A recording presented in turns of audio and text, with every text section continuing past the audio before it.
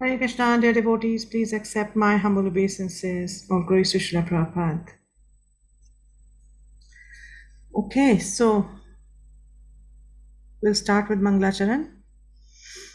Om Jnanatimirandhasya Jnananjana Shalakaya Chakshurunmilitam Yena Tasmai Shri Guruve Namah Shri Chaitanya Manobhishtam Sthapitam Yena Bhutale Swayam Rupa Kadamayam Dadati Swapadantikam Vandeham Shri Guru Shri Utpadakamalam Shri Gurun Vaishnavamscha Shri Rupam Sagrajatam Sahagana Raghunathanvitam Tam Sajivam Sadvaitam Savadhutam Parijana Sahitam Krishna Chaitanya Devam Shri Radha Krishna Padan Sagana Lalita Shri Vishakhanvitamsha He Krishna Karuna Sindhu Deenabandhu Jagatpate Gopesha Gopika Kanta Radha Kanta Namostute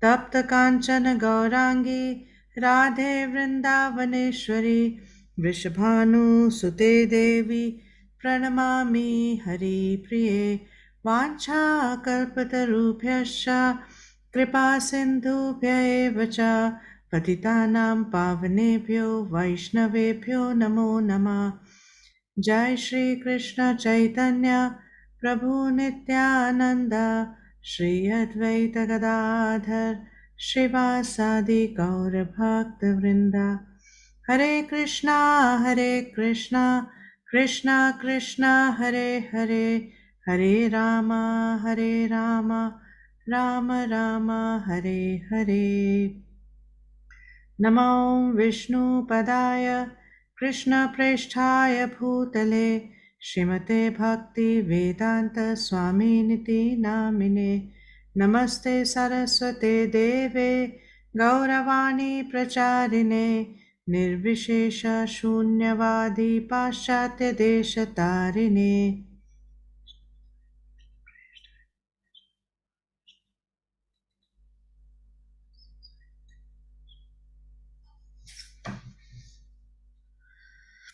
Okay, so we are starting the ninth chapter. So I'll just share my screen.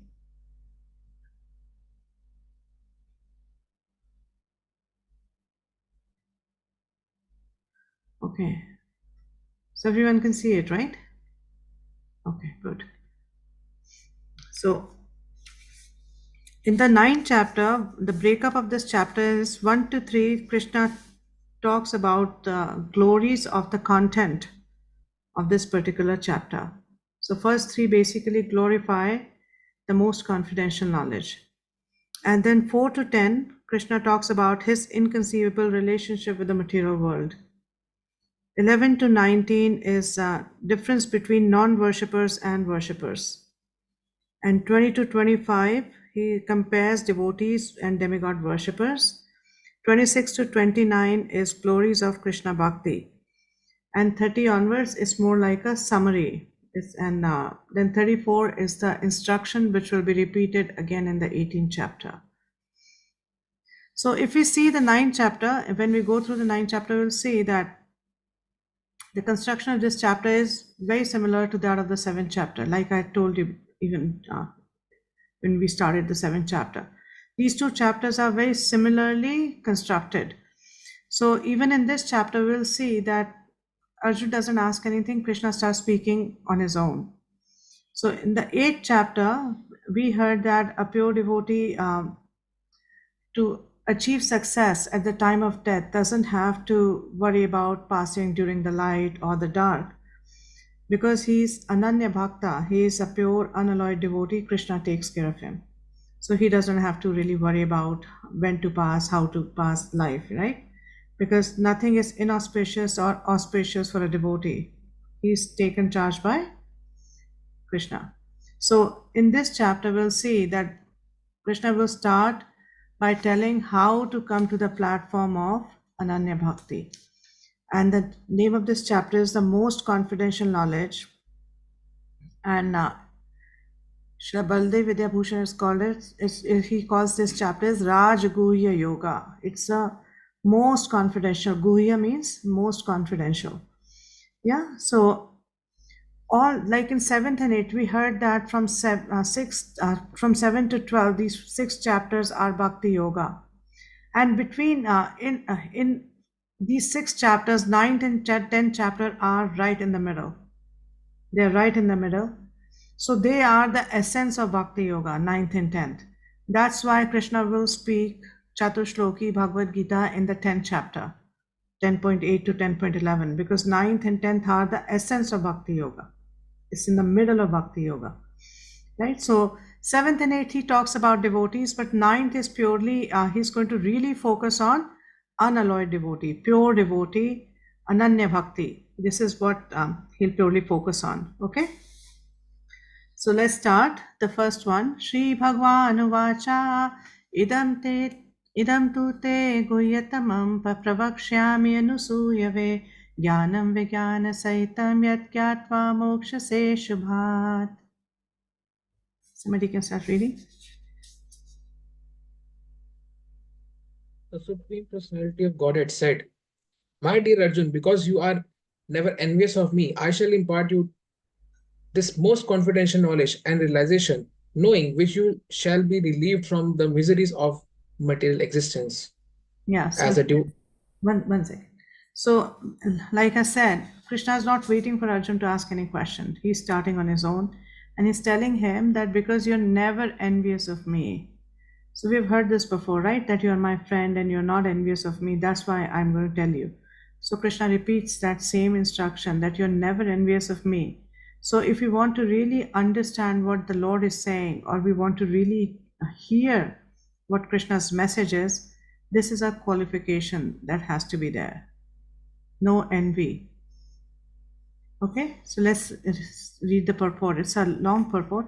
In this chapter, the purports are very long, especially the second verse, the purport is really long. But it's a very beautiful, most of the purports are very, very nice purports, so we'll try to read as much as possible. Okay, go ahead.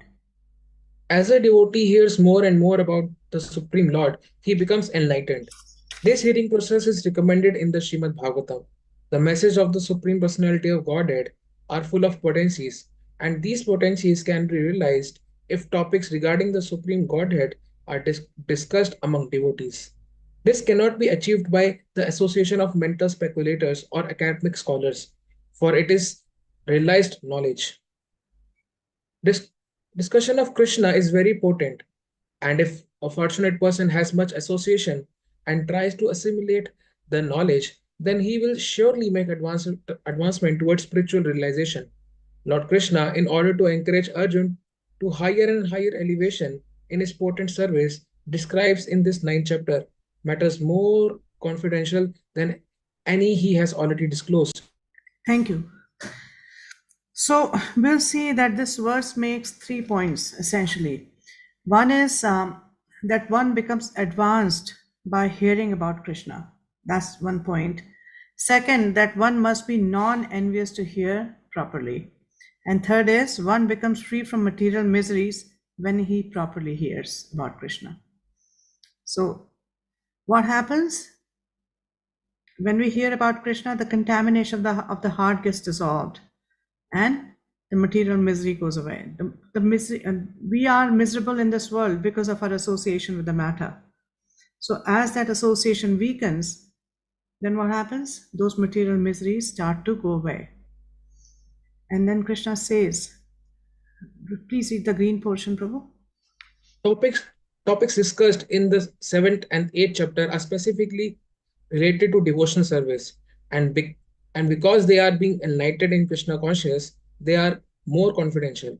But the matters which are described in ninth chapter deal with unalloyed, pure devotion. Therefore, this is called the most confidential.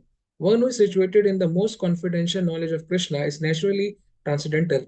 He therefore has no material pangs, although he is in the material world.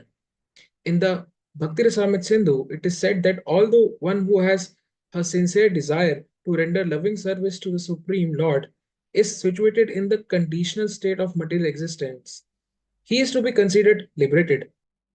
That's a very important point. Prabhupada is quoting here that if one has a very sincere desire to serve Krishna, how without envy in the association of devotees while cooperating with them, then he's considered to be liberated, although he still has a material body.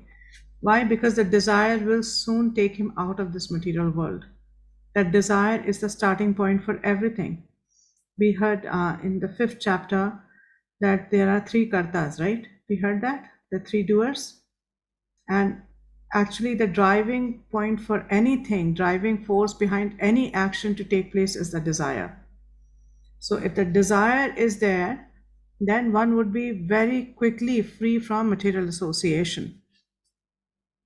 So, it's a very important instruction that one should hear without envy. One should have this pure desire to serve Krishna, to render loving service to him. Now, let's see what Prabhupada says. The words idam jnanam, this knowledge, refer to pure devotional service, which consists of 9 different activities. We know this: Shravanam, Kirtanam, Vishnu Smaranam, those 9, Navada Bhakti. By practice of these 9 elements of devotional service, one is elevated to spiritual consciousness, Krishna consciousness. When one's heart is thus cleared of material contamination, one can understand the science of Krishna. Simply to understand that a living entity is not material is not sufficient. So that is known as confidential knowledge. To understand that I am not this body, I am spirit, that's confidential knowledge. Then what seventh and eighth chapter, what we heard like in the last week and yesterday, is more confidential knowledge, and the ninth chapter is the most confidential knowledge. That may be the beginning of spiritual realization, but one should recognize the difference between the activities of the body and the spiritual activities of one who understands that he is not the body. In the seventh chapter, we've already discussed the opulent potency of the Supreme Personality of Godhead, his different energies, the inferior and superior natures, and all this material manifestation. Now, in chapter 9, the glories of the Lord will be further delineated. Yeah, so chapter 9 is going to talk more about the glories of the Lord. So, Prabhu, now go ahead and read this last paragraph, please. The word anusuyave in this verse is also very significant. Generally, the commentators, even if they are highly scholars, are all envious of Krishna, the Supreme Personality of Godhead. Even the most erudite scholars write on Bhagavad Gita very inaccurately, Inaccurate. because they are envious of Krishna. Their commentaries are useless. The commentaries given by devotees of the Lord are bona fide. No one can explain Bhagavad Gita or give perfect knowledge of Krishna if he is envious. One who criticizes the character of Krishna without knowing him is a fool. So, such commentaries should be very carefully avoided. For one who understands that Krishna is the Supreme Personality of Godhead, the pure and transcendental personality, these chapters will be very beneficial. Thank you, Prabhu. So, Prabhupada is making this point again and again that those people who do not want to understand that Krishna is the Supreme Personality of Godhead, those who criticize Krishna or find faults in his character, who are envious of him, we should never try to take knowledge from those people. We should never read those commentaries. We should stay away from it because it is going to do a lot of damage to our own faith. But if a devotee is commenting, then we should definitely read and it will help us. It will really be beneficial for our own spiritual progress. So, this is what Prabhupada is saying in this commentary. Now, let's see what happens in text. Yes, Prabhu, Hare Krishna Mataji, please accept my humble obeisances. please accept mine. So Mataji, here we see that Shri Krishna iterated, because this chapter is the most confidential knowledge, and Krishna is iterating this to Arjuna. However, in text 4.34, we saw that the self-realized souls can impart knowledge onto you because they have seen the truth. Right? So there are 3 processes. First, we need to approach him, approach the spiritual master, we need to render service and inquire from him submissively. So what service actually Arjuna rendered to Krishna so that Krishna will be giving this confidential knowledge to him? See, Arjuna has a very loving relationship with Krishna. It's a relationship of love. There is a lot of reciprocation of love between the two. And They are just, I mean, just imagine what Pandavas have gone through in their life. What is it that they have not seen? They are pure devotees of the Lord. Somebody else could have complained that, Krishna, how can you do this to us? First when we were like kids, our father died, and then our uncle cheated us, then our cousins tried to harm us in every possible way, and then when we grew up, then the uncle refused to give us our due share, and then we were cheated. Our wife was insulted, humiliated. What is it that they didn't see? And yet they remained steadfast in their devotion. They never wavered in their devotion, they never wavered in their faith towards Krishna. And Krishna is indebted when he sees that my devotee is going through so much, is still willing to love me despite everything he's going through. And one way to understand is that obviously Krishna uses them as an example to glorify his devotees. That my devotee does not waver under any circumstance. They never lose faith in me. So Krishna uses them as an example. And why Krishna uses them? Because he knows that they would not waver. They would be willing to do anything for Krishna's pleasure according to his desire. So what could be more pleasing to Krishna? What could be more pleasing? It's not that we should have faith in Krishna, but Krishna should also feel that he can have faith in us. It's a reciprocal relationship. It's the same with the spiritual master. When you render service to spiritual master, you may have a lot of faith, but actual success is when the spiritual master has that kind of faith in you. That is the actual success of a disciple. Similarly, that's actual success of a devotee is for Krishna to have faith in us. Yeah.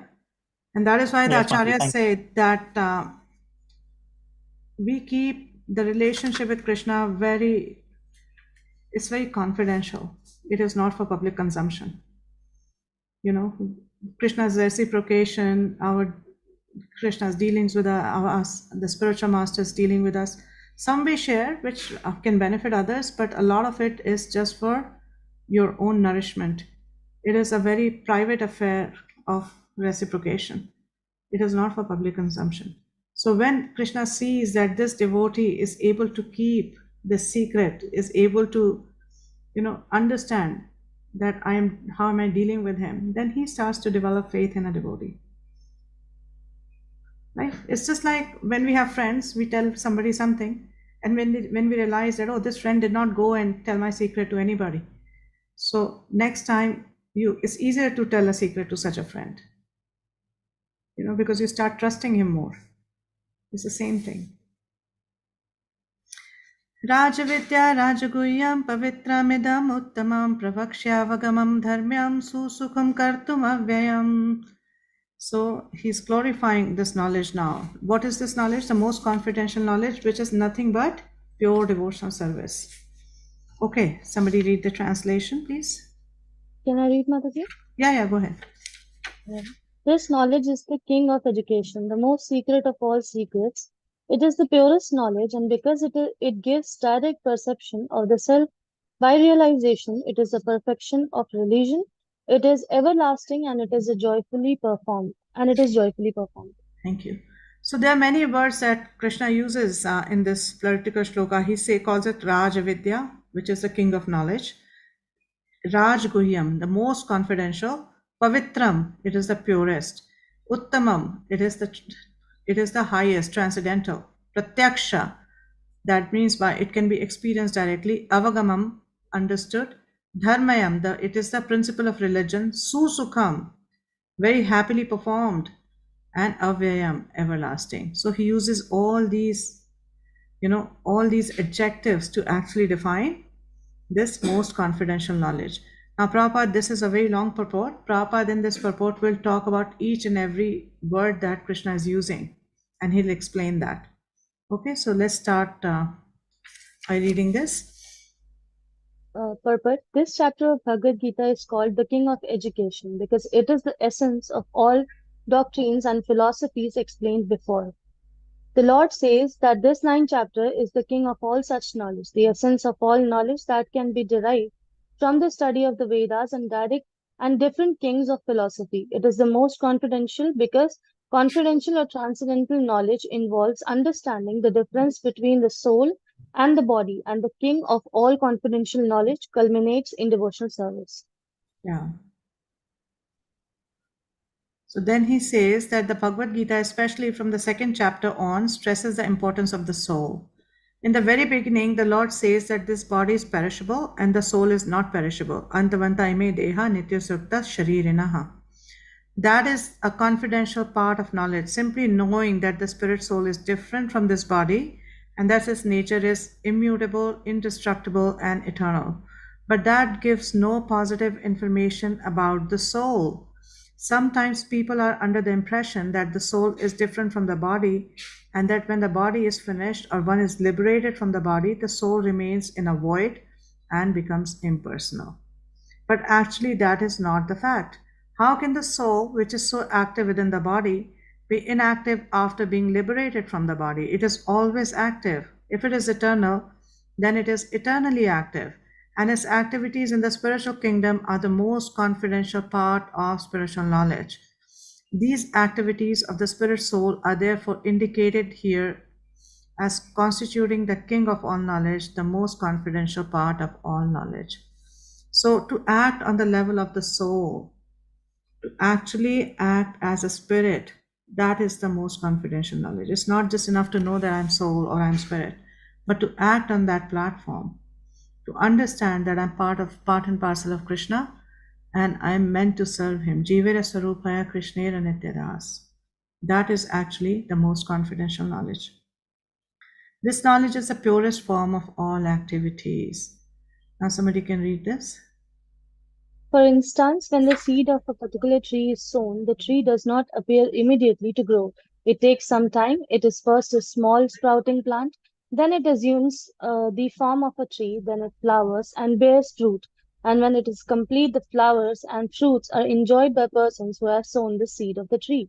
Similarly, a man performs a sinful act, and like a seed, it takes time to fructify. There are different stages. The sinful action may have already stopped within the individual, but the result or fruit of that sinful action is still to be suffered.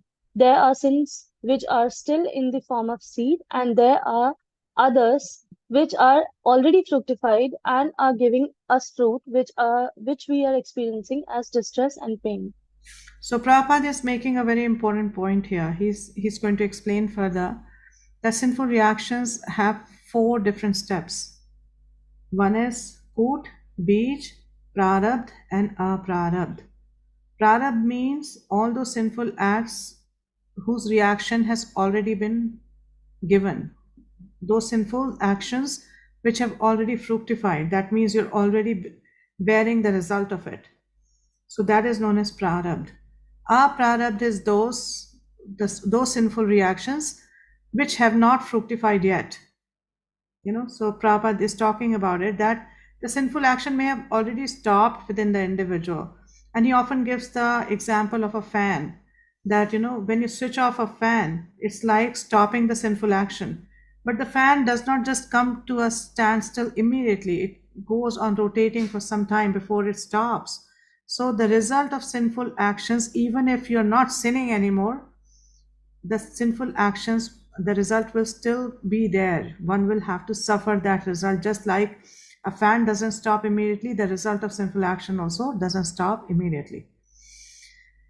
And then he quotes this verse from Padma Puran. You'll read more about this in NOD. It comes in great detail in NOD when you read it.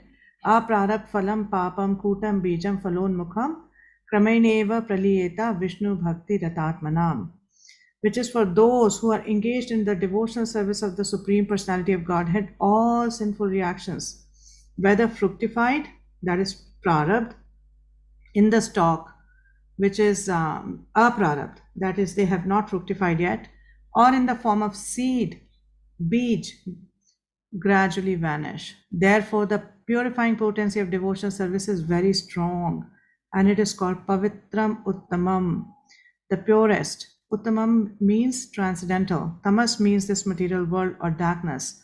And Uttam means which is transcendental to material activities. So he's talking about that, there may be other atonement methods. There could be different atonement methods according to like Vedas. Sometimes you do some sinful actions and then you perform certain atonement and you get rid of that sinful result. But these kind of atonements don't get rid of the proclivity to sin. That propensity to sin still remains in the heart. It's like, there is a thief, he stole something, you put him in the jail, he comes back, and most likely he'll start stealing again. Why? Because the proclivity or the propensity is still there to steal. That has not been rectified. But with the devotional service, what happens? That propensity is also cleared because the heart is completely cleared. So that propensity is beej.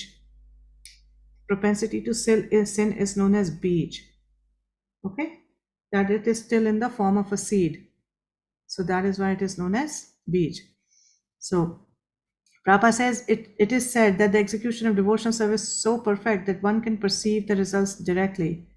This direct result is actually perceived, and we have practical experience that any person who's chanting the holy names of Krishna, Hare Krishna, Hare Krishna, Krishna Krishna, Hare Hare, Hare Rama, Rama Rama, Hare Hare, in the course of chanting without offenses, feels some transcendental pleasure and very quickly becomes purified of all material contamination. So we have seen that even with we have seen that in our own lives that we may have very different kind of activities and desires before we came in the spiritual life, but after we started chanting, a lot of those desires have gone away, a lot of those practices have gone away, right? We still may have some anarthas, but not as much as we had when we came into devotional life. And we can see it also from the example of Prabhupada, that Prabhupada, but just by the process of devotional service, he turned hippies into happies. These are Prabhupada's own words, that if I have performed any miracle, it is that I have made these hippies into pure devotees. So if you meet some of the Prabhupada disciples from those early days, they say there was not even one regulative principle that we did not break every day. We broke all those regulative principles every day. But by the potency of this process, they not only became qualified to get Gayatri mantras to come to the platform of being a Brahmana, but they also became qualified to go back home, back to Godhead, right? So this is the potency, and this is what Prabhupada is saying. He's saying this advancement in spiritual life does not depend on any kind of previous education or qualification, which is self-evident. These people had no qualification at all. So once when Prabhupada, they were reading Bhagavad Gita and they came across that verse from last chapter where it said that one who's performing pure devotional service is to be understood that they get all the benefits of performing Jnana Yoga and everything else, austerities, this, that. So one of the disciples then told Prabhupada, that means we've done it all in our past lives. In our past lives, we have done it all because now we are doing devotional service. Prabhupada said, no, it means that I have created your good fortune. I have created your good fortune. So this is the potency of the devotional process, that no previous qualification, no previous education, but a pure devotee decides to have mercy on you. Just by the potency of that process, you can achieve success in that very lifetime. Yeah. So I just want to talk more about this Koot Beach. So maybe what I can do is I can share in the group. I can share how this whole thing works. So it actually starts with avidya, because of lack of vidya or lack of understanding about how things work. What happens is the sinful desire comes in the heart, and it is called beej. So sinful desire comes in the heart, and we decide to perform that sinful activity. because of some sinful desire. Now, when we perform that activity, then some of the sinful reactions accruing to that action fructify, and some are parked for future fructification. But that is not all. It's not that you'll get misery because of that, but also because once one has performed a sinful action, it kind of becomes easier to perform same sinful action again, right? It's like if you've stolen once, the first time stealing is very difficult. You're scared. But you successfully stole once, then second time is easier, isn't it? To perform the same sinful action again, isn't it easier second time? And then third time is even easier. The fourth time it just kind of becomes a default setting, right? That every time you see something nice, you just steal it. It's your default setting. So this is what happens. It's not that only that you'll get misery, but also because it becomes a sanskar. And the stronger the sanskar is, the more difficult it is to get rid of it. So that is the problem with performing sinful activities. It's not only just misery or sinful reactions, it is also a sinful sanskar. But devotional process is so potent that not only do you get rid of the reactions, you also get rid of that sanskar, which doesn't happen by any other process. Okay? So then Prabhupada says, devotional service is so potent that simply by engaging in the activities of devotional service, one becomes enlightened without a doubt. A practical example of this can be seen in the previous life of Narada. This comes in first canto. And when Narada comes to visit Vyasadeva, he talks about his previous life, and he tells him that how I was a son of a maidservant. I was just 5 years old, and some Bhakti Vedantas, like highly evolved devotees, came to the ashram during Chaturmasya, and my mother was serving them. And since my mother was serving them and I was there with her, I also ended up serving them. I used to serve them, and I used to just sit there in the corner and hear their Krishna Katha.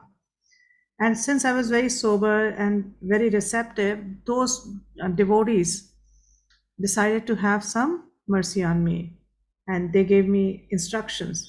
And what happened? Just by following their instructions, by following their process, next life Narada became what? Narada actually became what he is today. His body became spiritual. He went to the spiritual world, and he became a transcendental preacher. He goes everywhere. He can go anywhere and everywhere, and he preaches the message of the Lord, right? So Prabhupada is saying that we can see that even from the example of Narada. So he's quoting that. And then he says, by associating with the sages, Narada got a taste for hearing and chanting the glories of the Lord, and he developed a great desire for devotional service. Therefore, as described in the Vedanta Sutra, Prakashas cha karmani abhyasat, if one is engaged simply in the acts of devotional service, everything is revealed to him automatically, and he can understand. This is called pratyaksha, directly perceived.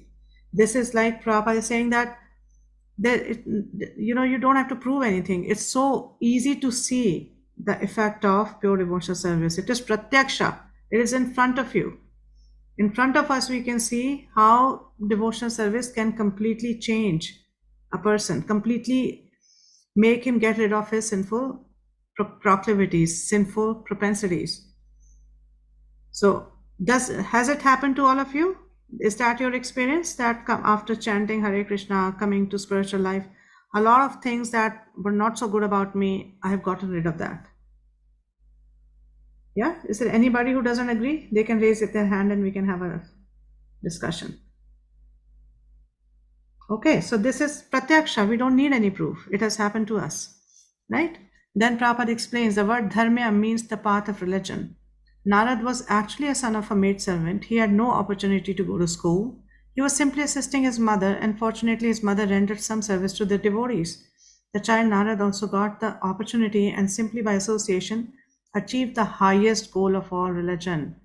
The highest goal of all religion is devotional service. Sa vai pumso para dharmo yato bhakti rathokshaje. Right?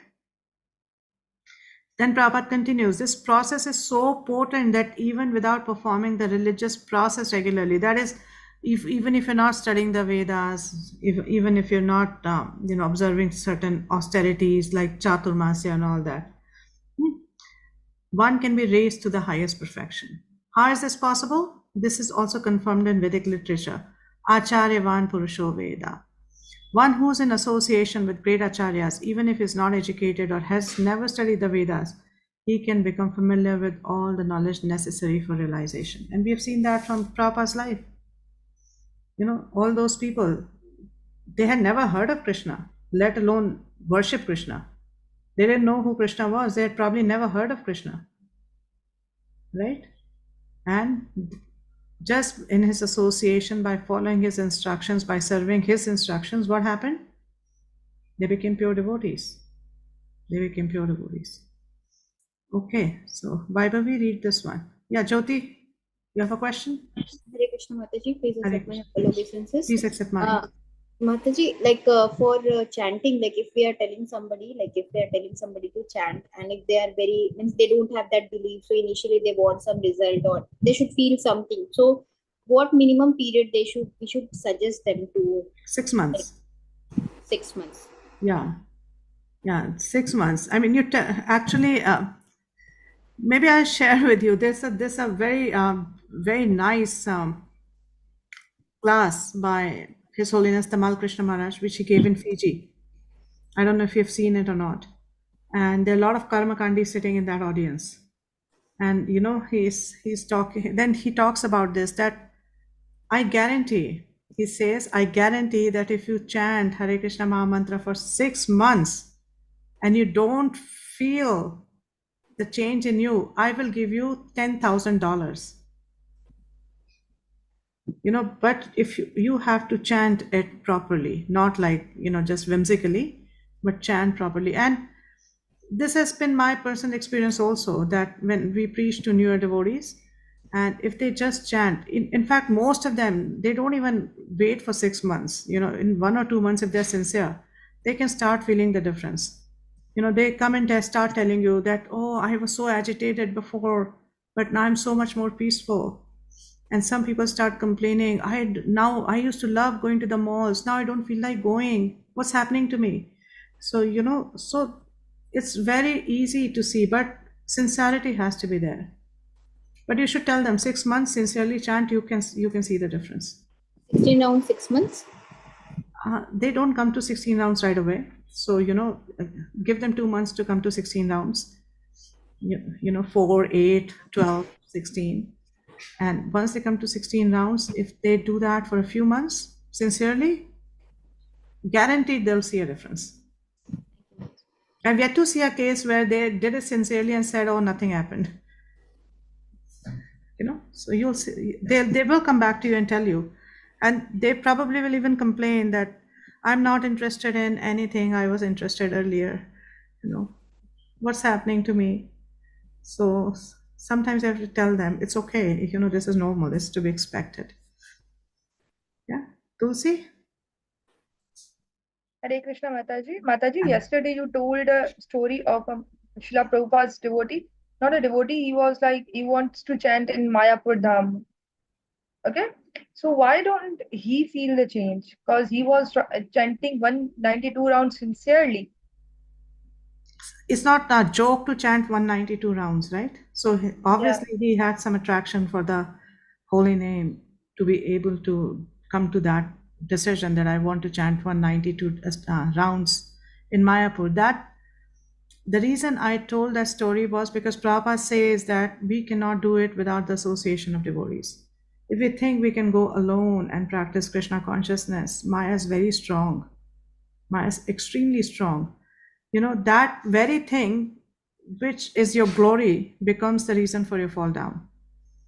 So the ability to chant 192 rounds is glorious. I mean, who can do that in today's time? When some people have to chant 64 rounds on certain Ekadasi, that's like a death knell. So 192 rounds is not a joke. So that's your glory. But because you're not in the association of devotees, when you chant that many rounds, you start probably developing pride.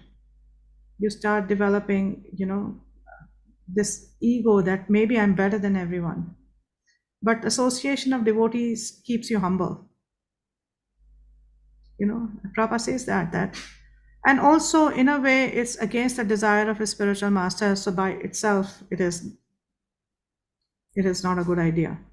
If the spiritual master doesn't want you to do something and you still insist on doing it, almost every time that happens, it is a disaster. Okay? Okay. Thank you. Krishna Priya Mataji. Dharma Pranam, Hare Krishna Hare Mataji. Krishna. My humble Then obeisance. when should we start our Ekanki Bhajan? If we have to always be in an association of devotees, then what is the right time to do the Ekantik bhajan Ekanki? is not external. It is an internal process. It is not externally. It is not done externally. It is done internally. It is not that you have to cut off from everyone. Okay. It doesn't mean that. That's an external thing. Internally means that you are always thinking of Krishna in the heart. You're always contemplating on Krishna. And for that, you don't have to stay in Mayapur or Vrindavan alone. You can do it Whatever with practice we are doing at our home, chanting our rounds, that is our Ekanki Bhajan. not at this stage, but at a later stage. Once we come to that level of advancement, then when we are able to perceive Krishna all the time in our heart, in our consciousness, then that's ekantik bhajan. For that, one doesn't really have to seclude oneself. Okay? Thank you. Yeah, Vaibhavi, please read this. You were reading earlier. Please read the spring portion. The process of devotional service is a very happy one. Susukham. Why? Devotional service consists of Shravanam Kirtanam Vishnu, Srimad Bhagavatam 7.5.23. So one can simply hear the chanting of the glories of the Lord, or can attend philosophical lectures or on transcendental knowledge given by the authorized acharyas. Simply by sitting, one can learn, then one can eat the remnants of the food offered to God. Nice plateable dishes. In every state, devotional service is joyful. One can execute devotional service even in the most poverty-stricken condition. The Lord says, Patram Pushpam Phalam Toyam. He is ready to accept from the devotee any kind of offering, never mind what, even a leaf, a flower, a bit of fruit, or a little water, which are all available in every part of the world, can be offered by any person, regardless of social position, and will be accepted if offered with love. There are many instances in history simply by tasting the tulsi leaves offered to the lotus feet of the Lord, great sages like Sanat Kumar became great devotees. Yeah. So Prabhupada is explaining Susukham, that how this process is so blissful. So once a reporter asked Prabhupada that, you people believe that there is an afterlife, and, if you follow devotional service, then at the end of life, you'll see Krishna and you'll go back home to Krishna.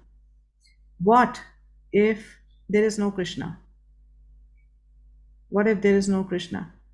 Then what? So Prabhupada said, even if there's no Krishna, we would have eaten prasadam the whole life, danced, chanted, danced, feasted. That's a good life. So, we would have done that all our lives. But imagine if there is Krishna at the end of life, what will happen to you? What will happen to you? For us, we'll still be happy because we had a good life. You're dancing, chanting, feasting. So Prabhupada says that this particular process is so blissful. Compare that to what we read for Ashtang Yoga. It is so dry, but devotion service is so joyful.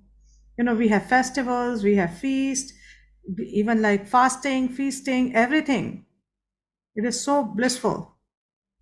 Then Prabhupada says, it is said here that this devotion service is eternally existing. It is not as the Mayavadi philosophers claim, although they sometimes take to so-called devotional service Their idea is that as long as they are not liberated, they will continue their devotional service, but at the end, when they become liberated, they will become one with God. Such temporary, time serving devotional service is not accepted as pure devotional service.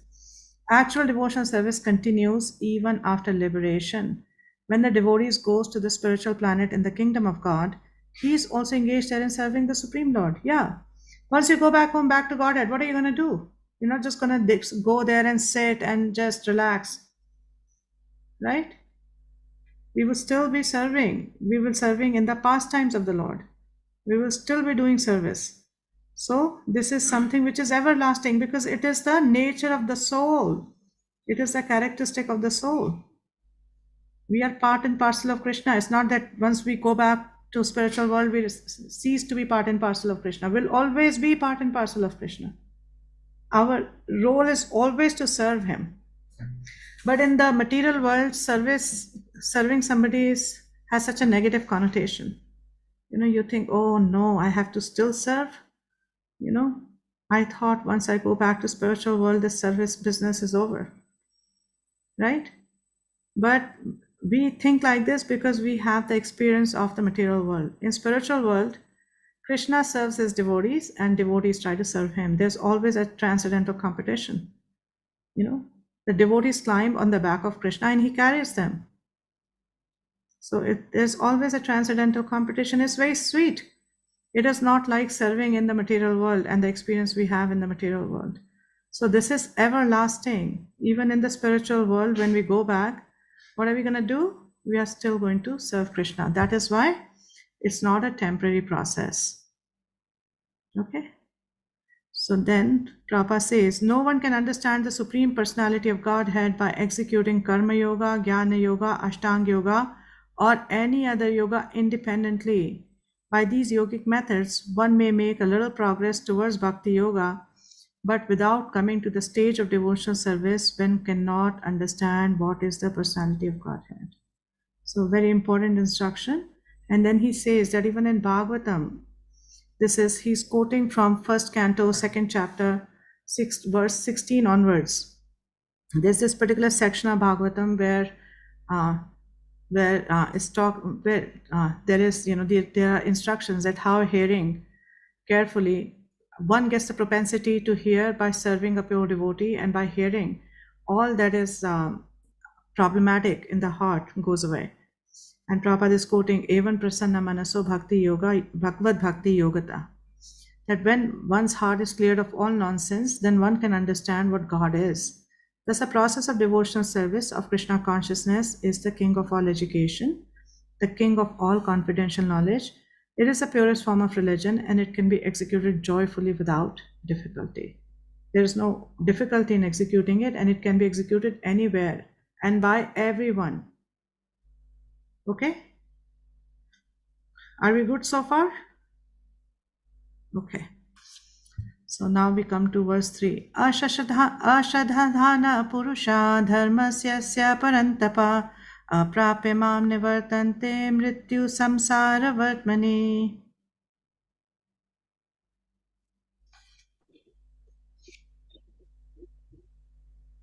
Somebody read, please. Those who are not faithful in this devotional service cannot attain me, O conqueror of the enemies. Therefore, they return to the path of birth and death in the material world. Thank you. So, Krishna is here talking about the role of faith in our spiritual life. That it is very important to have Shraddha. If we see the stages of Bhakti from Shraddha to Prem, they're nothing but what? Increase in faith. Increase by in stage. faith. It is nothing but measurement of Shraddha. As Shraddha, beginning is when we start, then Shraddha could be 1%, and Prem is 100% Shraddha. That's all. The whole process is just how to increase your Shraddha. So Krishna is saying that if one doesn't have Shraddha in devotional service, they cannot attain me. How is that possible? If you don't have faith in Krishna and his process, what will happen? You'll keep coming back in this material world. You're not going to go to his abode. It is not possible. So Prabhupada in his purport says, faithless cannot accomplish this process of devotional service. That is the purport of this verse. Faith is created by association with devotees, sadhu sangha. Unfortunate people, even after hearing all the evidence of Vedic literature from great personalities, still have no faith in God. They are hesitant and cannot stay fixed in the devotional service of the Lord. Thus, faith is a most important factor for progress in Krishna consciousness. In the Chaitanya Charitamrita, it is said that faith is the complete conviction that simply by serving the Supreme Lord Sri Krishna one can achieve all perfection, and that is called real faith. Anybody knows which verse is this from Chaitanya Charitamrita? It's a very common verse.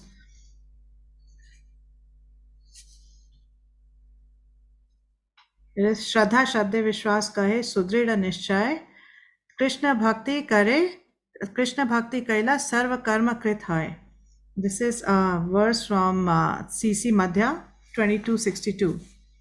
And that's what Prabhupada is actually paraphrasing here. And then he quotes from Srimad Bhagavatam 4:31-14, Yatha taror moola nishecha chenena tripyanti tat skanda bhujopashakha pranopahara cha yathendriyana tathaiva sarvahanam achyutejya. So he's saying that by giving water to the root of a tree, one satisfies its branches, twigs, and leaves. And by supplying food to the stomach, one satisfies all the senses of the body. Similarly, by engaging in the transcendental service of the Supreme Lord, one automatically satisfies all the demigods and all other living entities. Okay, so somebody read this portion. First, just read the one which is in green. We'll have a little discussion and then go forward. Therefore, after reading Bhagavad Gita, one should promptly come to the conclusion of Bhagavad Gita. One should give up all other engagements and adopt the service of the Supreme Lord Krishna, the personality of Godhead. If one is convinced of this philosophy of life, that is faith. Now, the development of that faith is the process of Krishna consciousness. There are three divisions of Krishna conscious men. Thank you. So, Prabhupada, this is actually known as Prabhupada elevator. You know, this instruction Krishna will give in 1866. This is towards the end of Bhagavad Gita where he'll say Sav Dharman Paritajya Mam Ekam Sharanam Vraja. But Prabhupada is so merciful that he's giving that instruction now in his purport, because if you decide to not read beyond this, then at least you should know what Krishna's desire is, you know. So from the very beginning, Prabhupada starts talking about Bhakti Yoga. Even from like chapter 2, he starts talking about Bhakti Yoga, even though Bhakti Yoga does not start till the chapter 7. Why? Because out of his mercy and compassion, he's just wanting to make sure that we get what Krishna is actually trying to give us, even if we don't travel all the way till the end. So even if we just read till here, we should get what Krishna is trying to give us. Okay, read.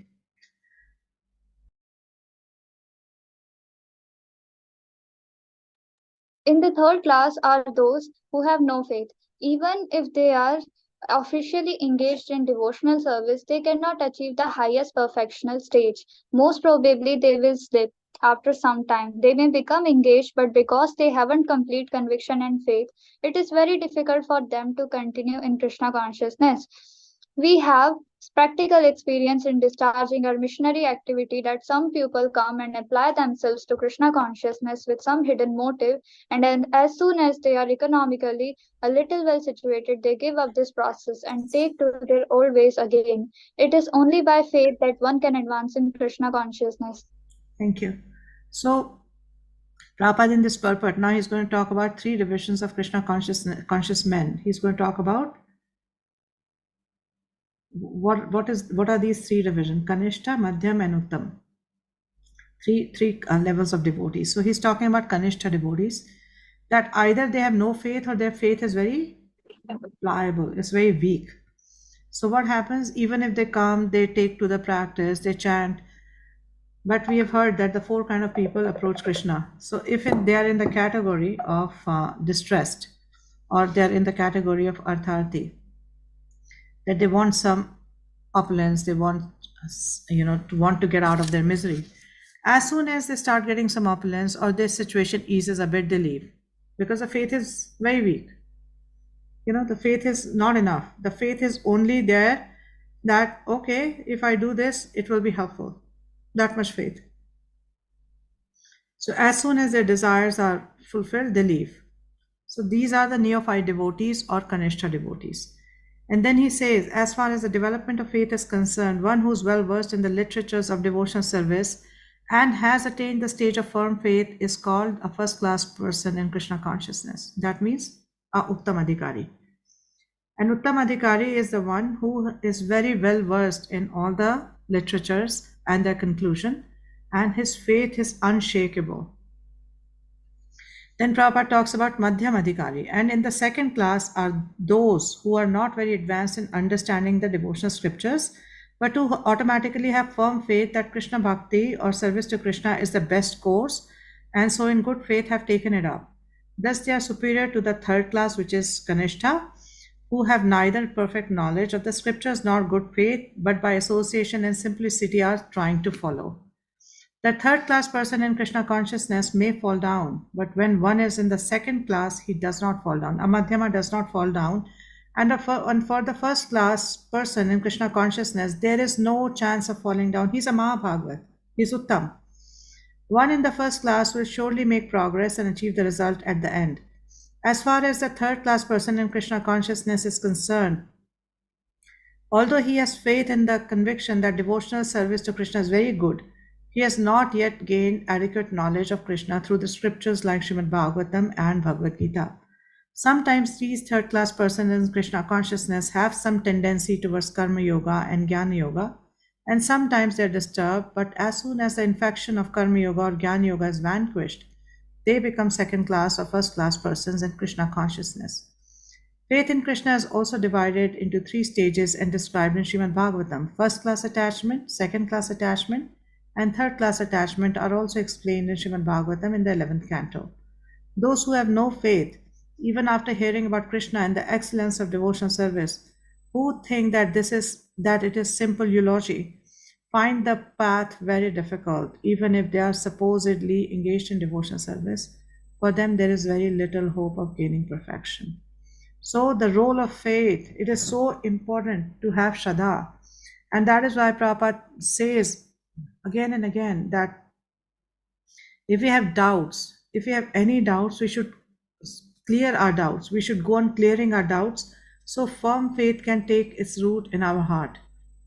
Because if the doubts remain, firm faith cannot exist. They both simultaneously cannot exist. So to get to the level of firm faith, we should have association of devotees who have that kind of firm faith, so that we can catch that infection from them. And also at the same time, if we have any doubts, we should clear it, so that we can actually develop firm faith and get on with our devotional service. Text 4. Maya tatamidam sarvam jagat avyakta murtina masthani sarva bhutani na chaham teshvavasthitaha. Somebody read, please. By me, in my unmanifested form, this entire universe is pervaded. All beings are in me, but I am not in them. Yeah, so now from 4 to 10, we'll hear Krishna's inconceivable relationship with the material world. So he's saying, by me in my unmanifested form, this entire universe is pervaded by his material energy, in the form of his material energy. All beings are in me, but I'm not in them. The Supreme Personality of Godhead is not perceived through the gross material senses. And then Prabhupada quotes from Bhakti Rasamrita Sindhu that Ata Krishna Namadi na bhavet graham indriye sevan mukhe jivado swayam eva spurtyadha. That Krishna cannot be understood by material senses unless and until one performs sevan mukhe, that is, unless and until one renders service under proper guidance, Krishna is not going to be revealed. And then Prabhupada quotes from Brahma Samhita, Premanjana Churita Bhakti Vilochanena. That how can we see Krishna? We can see Krishna only through the eyes, which are decorated with the salve of love, Premanjana Churita.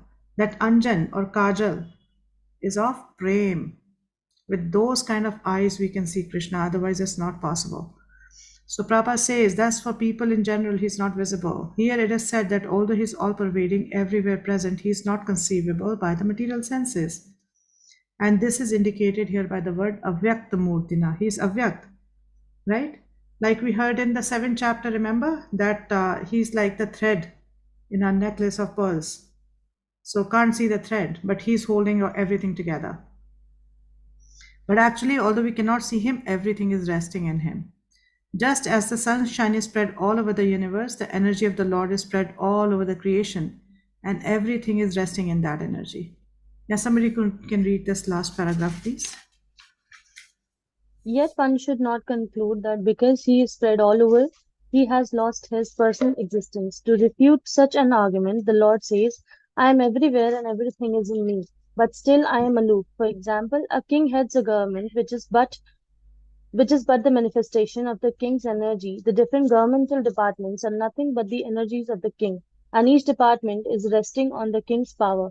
But still, one cannot expect the king to be present in every department personally. This is a crude example. Similarly, all the manifestations that we see and everything that exists, both in this material world and in the spiritual world, are resting on the energy of the Supreme Personality of Godhead.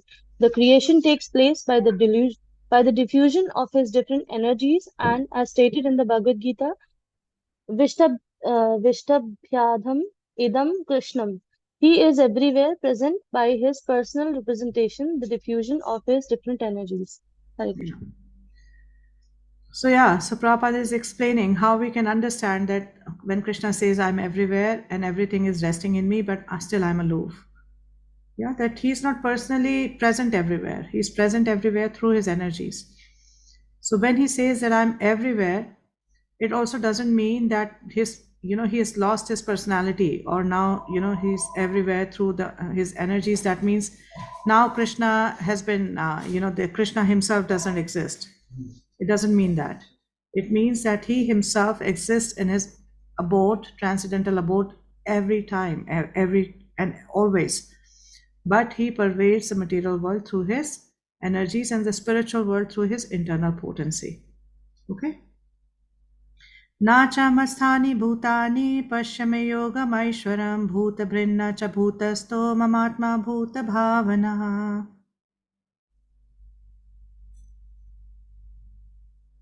And yet everything that is created does not rest in me. Behold my mystic opulence. Although I am the maintainer of all living entities, and although I am everywhere, I'm not a part of this cosmic manifestation. For myself is this very source of creation. Okay, how many people are confused? He just said everything rests on me, and now he's saying that yet everything that is created does not rest in me. How many people understand what he's trying to say? You understand, Daya? No, I don't understand. You are Actually, confused. Okay, you are in the I confused just category. Okay, got it. I got confused. So when we see these texts, we can really appreciate what Prabhupada has given us. If Prabhupada did not give a purport, there's no way we would have understood any of this. It is by his mercy that we can understand what Krishna is really trying to say. So Prabhupada in his purport explains, somebody can read this, please. The Lord says that everything is resting on me, on him. This is the previous verse. This should not be misunderstood. The Lord is not directly concerned with the maintenance and substance of this material manifestation. He says that although everything is resting on him, he is aloof. The planetary systems are floating in the space, and this space is the energy of Supreme Lord. But he is different from space. He is differently situated. Therefore, the Lord says, although they are situated on my inconceivable energy as the Supreme Personality of Godhead, I'm aloof from them. This is the inconceivable opulence of the Lord. So when he says that yet everything that is created does not rest in me, so the acharyas explain it basically means that he does not personally get involved. And second, how we understand this is that it does not really become a burden on him. It does not mean that, oh, now I have to create material world, now I have to maintain it. It does not really become a burden on him. So that's how we can understand. And that's why Prabhupada gives here the example of Atlas. That Atlas holding a globe on his shoulder looks very tired. But for Krishna, this material manifestation and so many other things present no burden at all.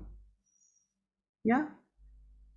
So then Prabhupada explains, the Lord explains this fact, although he is the maintainer and sustainer of the entire material manifestation, he does not touch this material manifestation. Simply by his supreme will, everything is created, everything is sustained, everything is maintained, and everything is annihilated. There is no difference between his mind and himself, as there is a difference between ourselves and our present material mind, but he is absolute spirit. Simultaneously, the Lord is present in everything, yet the common man cannot understand how he is also present personally. He is different from this material manifestation, yet everything is resting on him. This is explained here as Yogam Aishwaram, the mystic power of the Supreme Personality of Godhead. Clear so far? Any confusion? Good? Okay. Let's go to text 6. यथाकाशा स्थितो नित्यं वायु सर्वत्र गो महान् तथा सर्वाणि भूतानि मत्स्थानीति उपधारया. Now Krishna is going to explain with an example. What I really mean when I say that. He's going to give an example.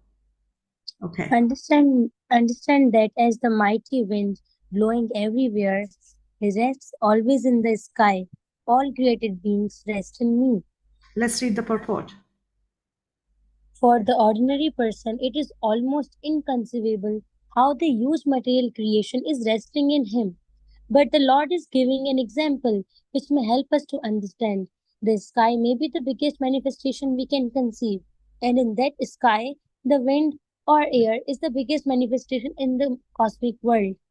The movement of the air influences the movements of everything.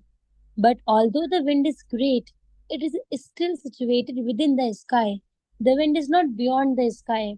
Similarly, all the wonderful cosmic manifestations are existing by the supreme will of God, and all of them are subordinate to that supreme will. As we generally say, not a blade of grass moves without the will of the Supreme Personality of Godhead. Thus, everything is moving under His will. By His will, everything is being created, everything is being maintained, and everything is being annihilated. Still, He is aloof from everything, as the sky is always aloof from the activities of the wind. Hare Krishna. Thank you. How many people understood this example? Easy? Who would like to explain it?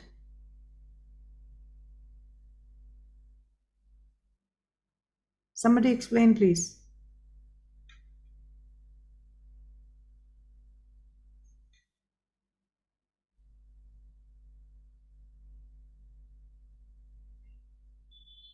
No? Yeah, Shubham Prabhu, go ahead. Mataji, it is written here that everything what is being what is we can see, it's all by the will of Krishna. It's all because will of Krishna. Even the blade of grass is moving, and yet Krishna is he's not involved in this, in moving of blade of grass. He's totally different. He's aloof from everything. The example is given of the wind, as in the translation.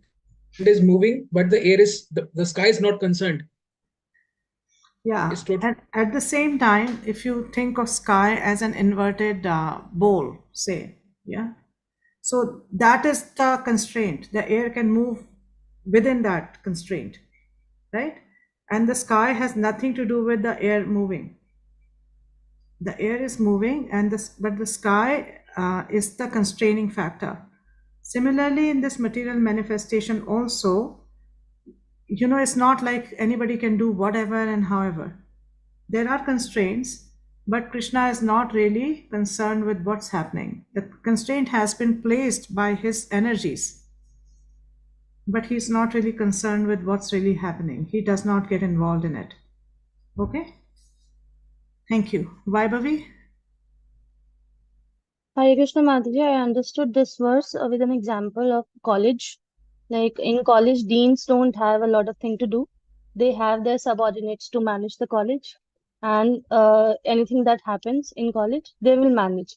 But everything is handled by the dean. It is being created by the dean, but the deans don't involve in those things. So by this example, we can understand that Krishna has created this universe, but he is not directly involved in all the cosmic manifestations and the other so on things. And also, he's aloof. Like, we may be going on doing whatever in this material world, but Krishna is aloof. He doesn't have to bear the consequences of anything that we do. He doesn't have to. Yeah. Daya? Hare Krishna Mataji. Mataji, in further purpose, Prabhupada has given the example of judge, in which he makes laws and the someone is being hanged on and someone is giving punishment. So all these does not affect the judge. In a similar way, Krishna is not affected. Thank you. You are a good student. You read ahead. Very impressed. Very nice. That's really good if you do that. Thank you. Krishna Priya Mataji? Krishna Mataji. Can we say this like this, that Shirodishai Vishnu, Garbhodishai Vishnu, and these Vishnus, they take care of like if Krishna is aloof because he has sanctioned all these duties to these Vishnus. To these Vishnus and his material energy. Yeah. Yeah, they are involved in creation of the material world, and material world is run by the material energy of the Lord. He is like sitting in Golok, so that's why he's playing his flute. He's sitting in Goloka and playing his flute. He's not really concerned with what happens in this material world. Yeah, thank you. Okay, and then Prabhupada towards the end of this purport says that it is said that the sun is considered to be one of the eyes of the Supreme Lord, and that it has immense potency to diffuse heat and light. Still is moving in its prescribed orbit by the order of the supreme will of Govinda. So from the Vedic literature, we can find evidence that this material manifestation, which appears to us to be very wonderful and great, is under the complete control of the Supreme Personality of Godhead. Okay, so let's move on. Text 7. Sarvabhutani Kaunteya Prakritim Yanti Mamikam Kalpakshay Punastani Kalpado Visrajamiham.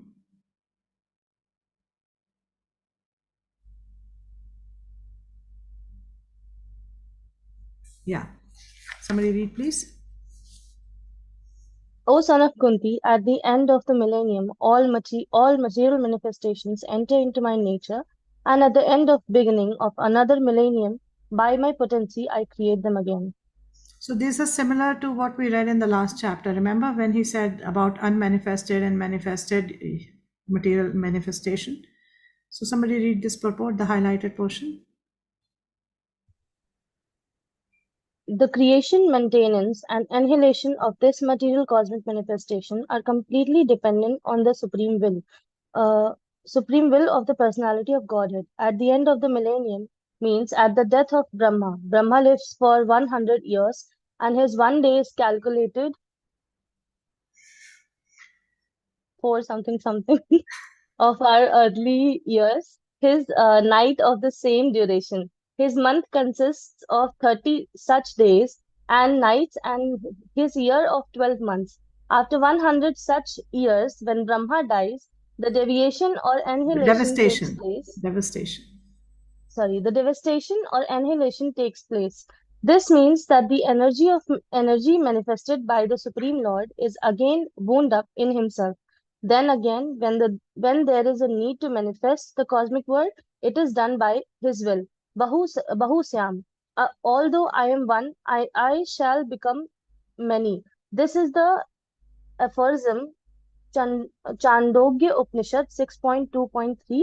He expands himself in this material energy, and whole cosmic manifestation again takes place. So we have discussed this, that how it happens when Brahma dies, everything gets wound up in Mahavishnu, and all the souls go and get parked in Mahavishnu. And then when the next manifestation has to happen, then the whole process starts all over again. Okay. Now in 8, he explains, Prakritim swama avashtabhya visrajami puna puna bhutagramam imam kritsnam avasham prakritir vashat. Somebody read the translation. The whole cosmic order is under me. Under my will, it is automatically manifested again and again, and under my will, it is annihilated at the end. So here he's talking that everything is under me and everything happens according to my will. Nothing is independent of me. So let's read the purport. This material world is the manifestation of the inferior energy of the Supreme Personality of Godhead. This has already been explained several times. At the creation, the material energy is let loose as the Mahatattva, into which the Lord, as his first Purush incarnation, Mahavishnu, enters. He lies within the causal ocean and breathes out innumerable universes, and into each universe, the Lord again enters as Garbhodakshai Vishnu. Each universe is in that way created. He still further manifests himself as Kshirodakshaya Vishnu, and that Vishnu enters into everything, even into the minute atom. This fact is explained here. He enters into everything. Now, as far as the living entities are concerned, they are impregnated into this material nature, and as a result of their past deeds, they take different positions. Thus, the activities of this material world begin. The activities of the different species of living beings are begun from the very moment of the creation. It is not that all is evolved.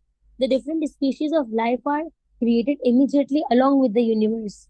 Man, animals, beasts, birds, everything is simultaneously created because whatever desires the living entities had at the last annihilation are again manifested.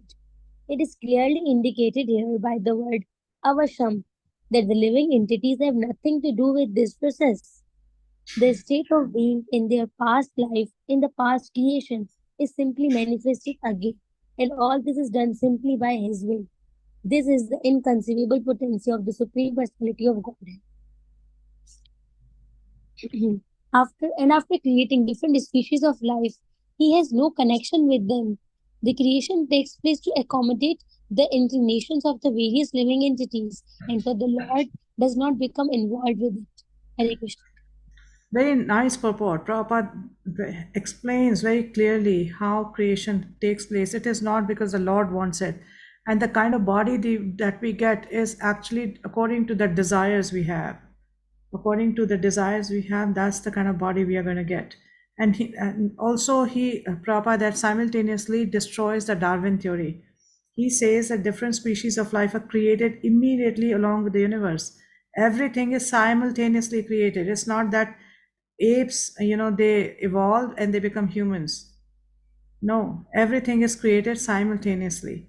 So Prabhupada is actually critiquing the Darwin theory of progression here. Okay? Text 9.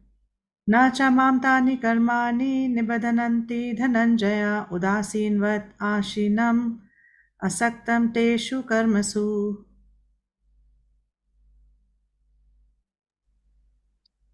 Translation. O Dhananjaya, all this work cannot bind me. I am ever detached from all these material activities, seated as though neutral.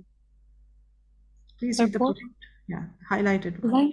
One should not think in this connection is that the Supreme Personality of Godhead has no engagement.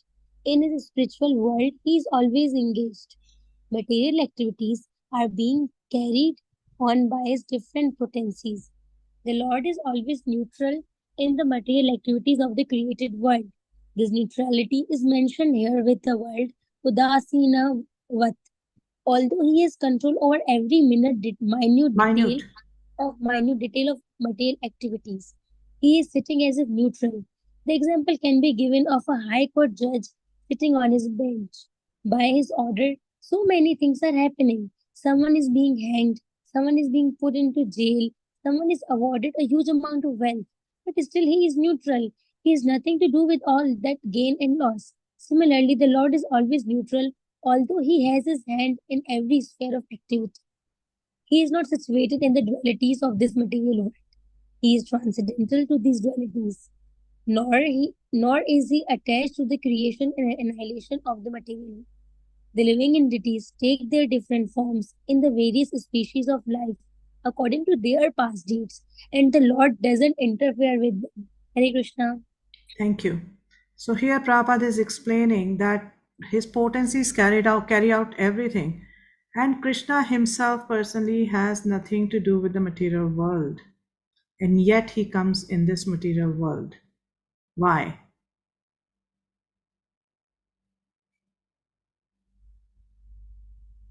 Shubham Prabhu? Mataji, the famous slok Paritranayam Sadhunam Vinashaya Dushkritam Dharma Sansthapanarthaya Sambhavami Yuge Yuge. Yes.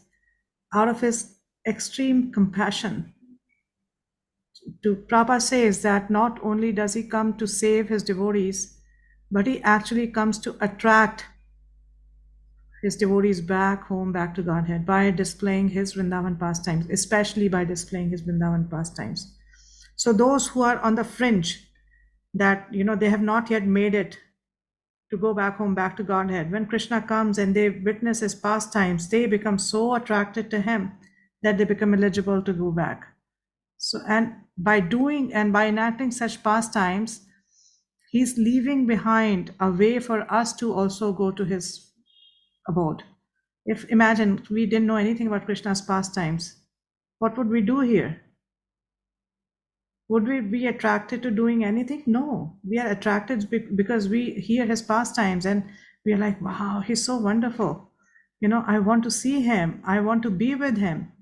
And that is how we develop this desire to go back home, back to Godhead. So this is the reason Krishna primarily comes.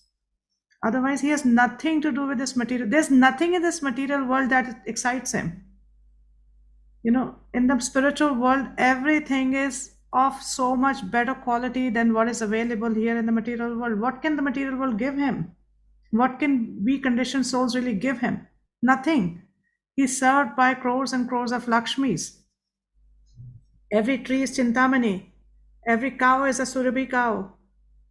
That place doesn't need any artificial means for any kind of illumination. So why is Krishna still coming? It is only because of his extreme compassion and mercy. Right? So Prabhupada is saying that he's not attached to creation or annihilation of this material world. He's just letting it happen because the living entities do not want to be with him. They want to enjoy independently of him. So he is giving them a facility like a very loving father that, okay, if you want to try this, go ahead and try this. I can't force you because you have an independent will. I can't force you. And you don't want to be with me. You want to go alone and enjoy independently. Okay, I will give you the facility. Do that. Do that. So that's why the creation happens. And he maintains it with his energies. He still gives us this facility that we can, if we follow all the rules and regulations, we can still be happy in this material world.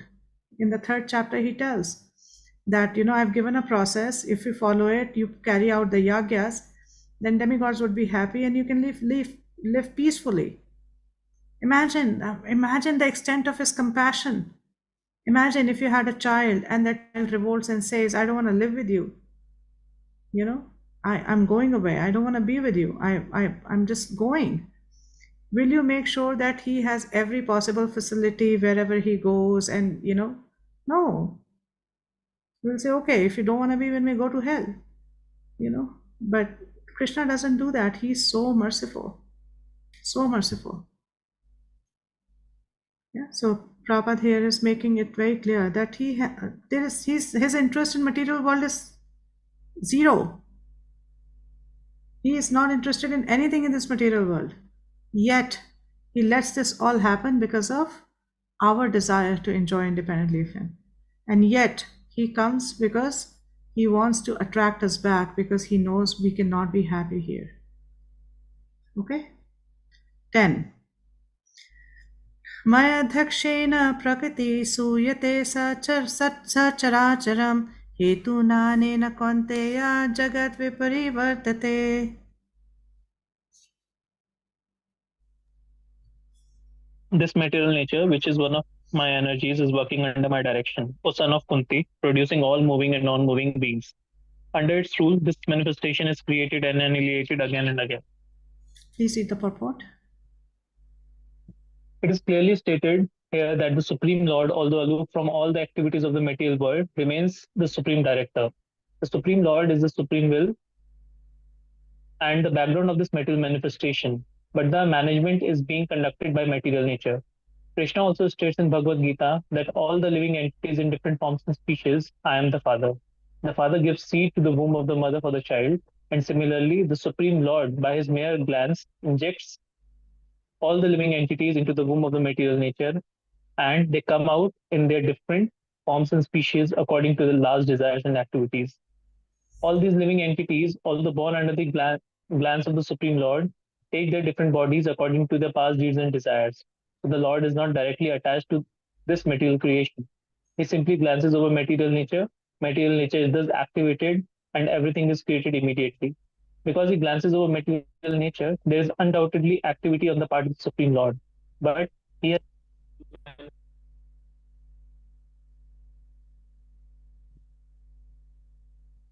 You can read this analogy also, then we'll discuss. okay. When there is a fragrant flower before someone, the fragrance is touched by the smelling power of the person. Yet the smelling and the flower are detached from one another. There is similar connection between the material world and the supreme personality of Godhead. Actually, he has nothing to do with this material world, but he creates by his glance and ordains. In summary, material nature without the superintendence of the supreme personality of Godhead cannot do anything. Yet the supreme personality is detached from all material activities. Yeah. So we can see how detached Krishna is. His material energy is doing everything. Yeah, everything is being done, everything is being carried out by the material nature. And Krishna is detached. He's saying that although everything is happening under my direction, everything, but I am not attached and I'm aloof. So we can see the level of Krishna's renunciation or detachment. And this is a very nice analogy given by Prabhupada, and where he says that fragrant flower and the fragrance is touched by the smelling power of the person. But smelling power and the flower are detached from one another. The fragrance of the flower and the smelling power are totally detached, right? Fragrance is of the flower, the smelling power is of the person. There is a similar connection between the material world and the Supreme Personality of Godhead. He has nothing to do with this. He has nothing to do with this material world, just like a person has nothing to do with the fragrance. The fragrance is of the flower. But he creates by his glance and ordains, but he smells by his smelling power. How many people are confused with this analogy? Or is it clear? Clear? Okay. 11. Avajananti mamura manushim tanumashritam param bhavam ajananto mambhuta maheshwaram. Fools deride me when I descend in the human form. They do not know my transcendental nature as a supreme Lord for all that be. Please read the green portion in the purport. Purpose. The personality of Godhead who conducts the creation, maintenance, and annihilation of the complete cosmic manifestation cannot be a human being. Yet there are many foolish men who consider Krishna to be merely a powerful man and nothing more. Actually, he is the original supreme personality, as is confirmed in the Brahma Samhita, Ishvara Paramaha Krishna. He is the supreme Lord. Yeah. So here Krishna is giving a very important instruction that avajananti ma mudha. So when Prabhupada says that all the non-devotees or scholars, they don't really understand. So Krishna is confirming that because these people cannot understand me because they are not devotees, they are mudha. They are mudha. And then he says, Prabhupada says, there are many Ishwaras, controllers, and one appears greater than another. In the ordinary management of affairs in the material world, we find some official or director, and above him there is a secretary, and above him a minister, and above him a president. Each of them is a controller, but one is controlled by another. In the Brahma Samhita, it is said that Krishna is the supreme controller. That means there is nobody above him. He is the supreme. There are many controllers, undoubtedly. There are many Ishwaras, like Indra is there, Shiva is there, Brahma is there. They have their own own sphere of influence. But who's the supreme controller? It's Krishna. So Prabhupada says there are many controllers, undoubtedly, both in the material and spiritual world, but Krishna is the supreme controller, Ishvara Paramaha Krishna. He doesn't say Ishvara Krishna, he says Ishvara Paramaha Krishna. He is the supreme controller, he is the supreme Ishvara, and his body is Satchidanand, not material. Then Prabhupada says material bodies cannot perform the wonderful acts described in previous verses. His body is eternal, blissful, and full of knowledge. Although he is not a common man, the fools deride him and consider him to be a man. His body is called here Manushim because he is acting just like a man, a friend of Arjun's, a politician involved in the battle of Kurukshetra. So when we see, why the acharyas say, or even Prabhupada says, that one should read the first 9 cantos of Bhagavatam before going to the 10th canto. Why?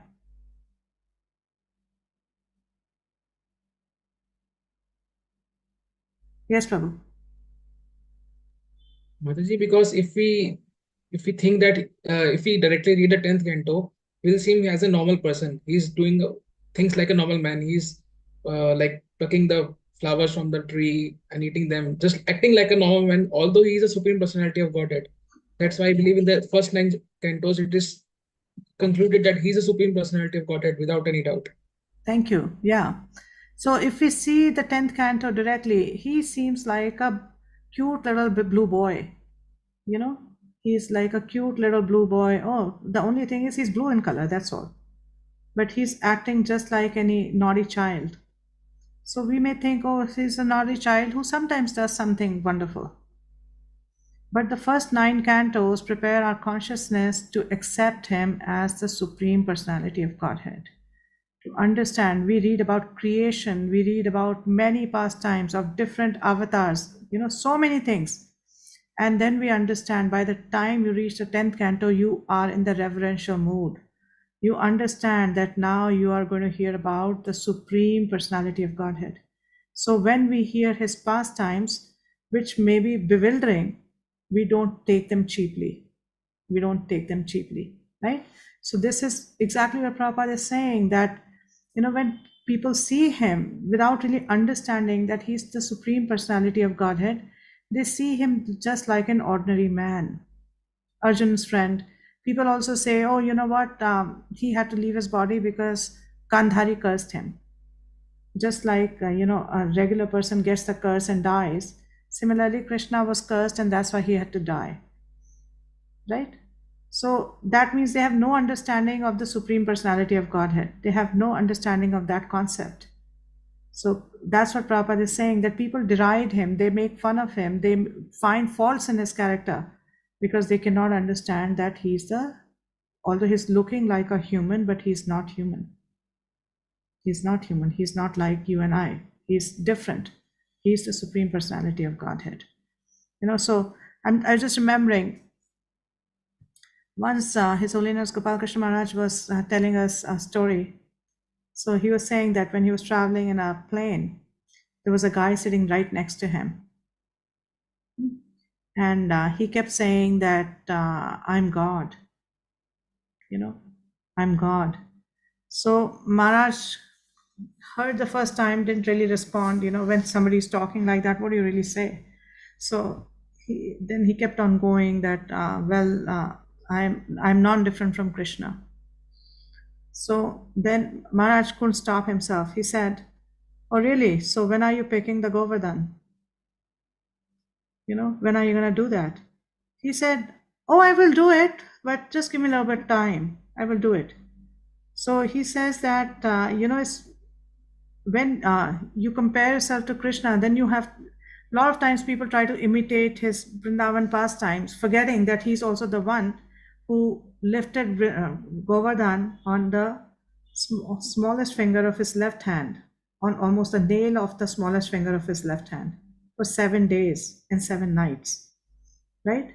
So they forget that pastime, but they try to act like Krishna. So who are these people? They are fools. Avajananti ma mudha. They are looking at Krishna from a very external vision. They think just by imitating, like Pandrak.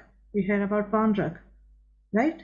If you read Krishna book, there is this story of Pandrak who actually was imitating Krishna. He had two fake arms. So he took the Chaturbhuj roop and he was behaving like Krishna. He came in front of Krishna and said, "Oh, you know what? You are carrying Sudarshan Chakra? Give it to me. It is my symbol. How can you carry Sudarshan Chakra?" So he was behaving like Krishna. So these people also, they consider him as a ordinary person and deride him. So Prabhupada is actually criticizing these people. Despite the transcendental qualities of Lord Krishna's body, its full bliss and knowledge, there are many so-called scholars and commentators of Bhagavad Gita who deride Krishna as an ordinary man. The scholar may be born an extraordinary man due to his previous good work, but this conception of Sri Krishna is due to a poor fund of knowledge. Therefore, he is called Mudha, Avajananti Ma Mudha.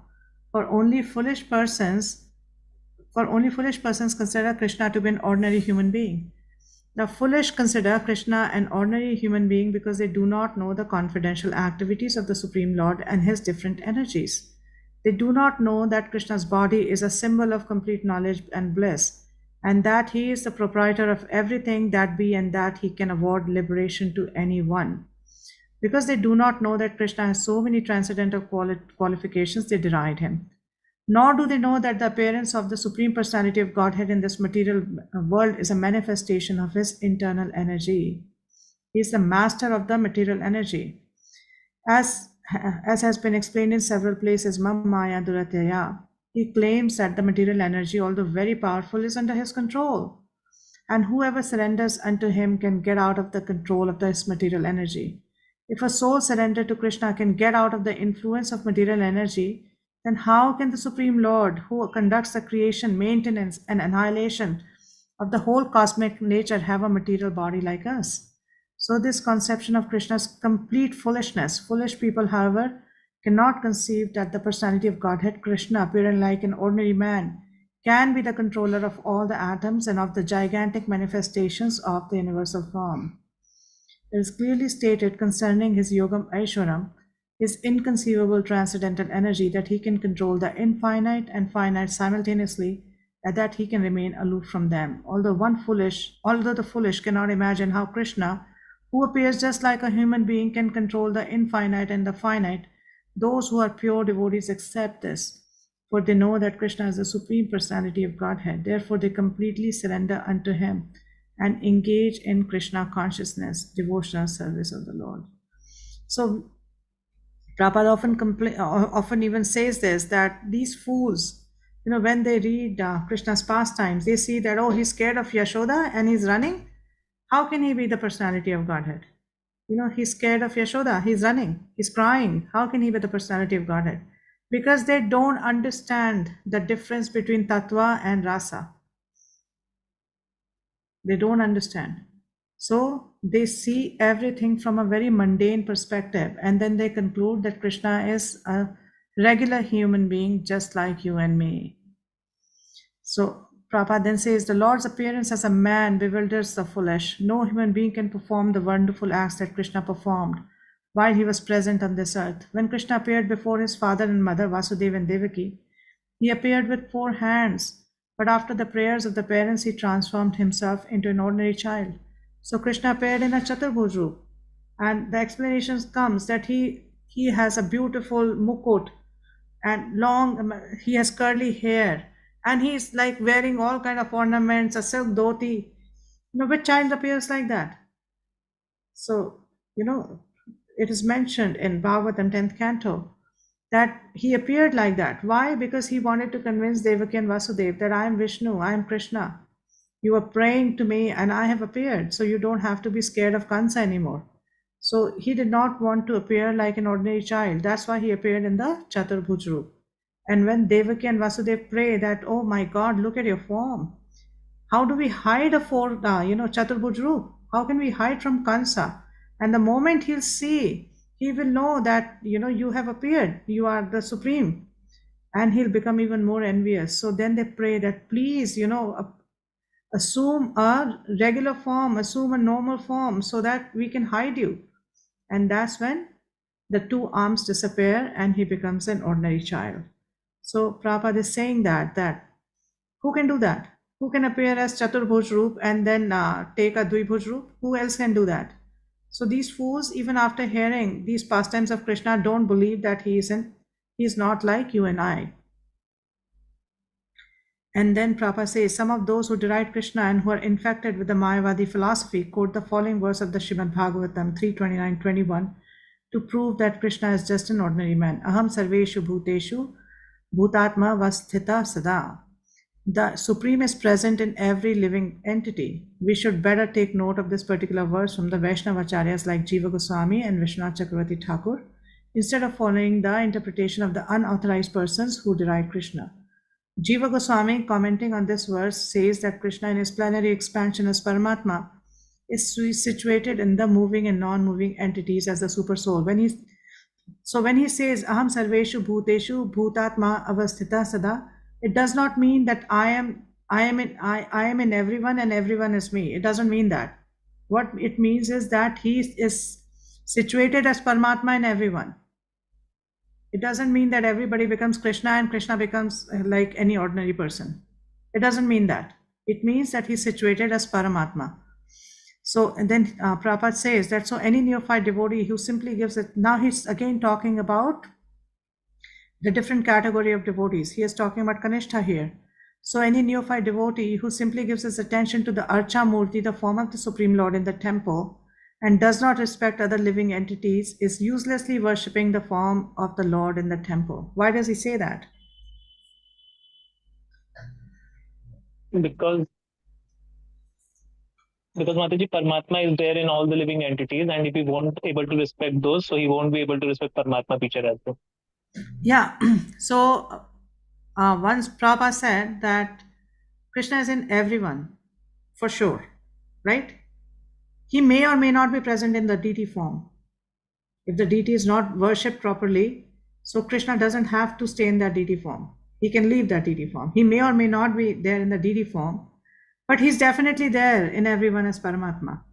So if somebody derides other devotees or other living entities and does a show of worshipping deity really nicely, so Prabhupada is saying this is useless because you should be seeing that Paramatma is there in everyone. Everybody is that's why respectable. One should be given respect because Paramatma is present in everyone, right?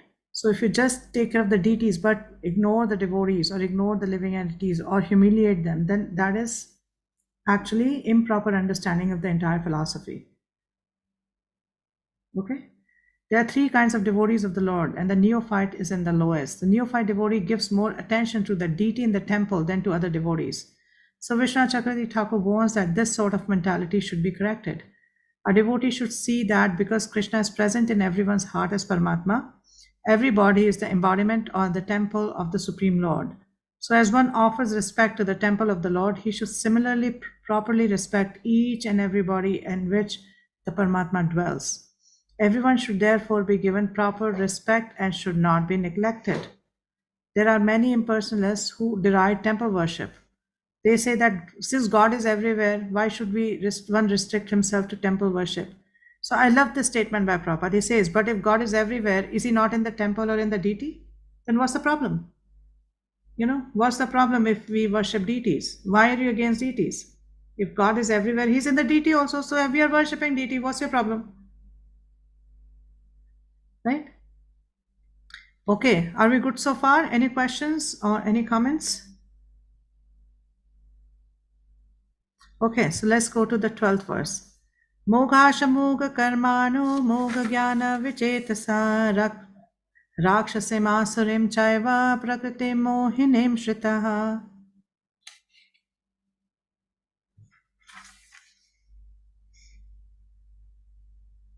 Those who are thus bewildered are attracted by demonic and atheistic views. In that deluded condition, their hopes for liberation, their fruitive activities, and their culture of knowledge are all defeated. So, what is Krishna saying here? He's talking about what happens to those who are bewildered or who are bewildered and who disrespect Krishna's form, who do not believe in Krishna's form. So, Prabhupada explains that there are many devotees who assume themselves, very important, note this line.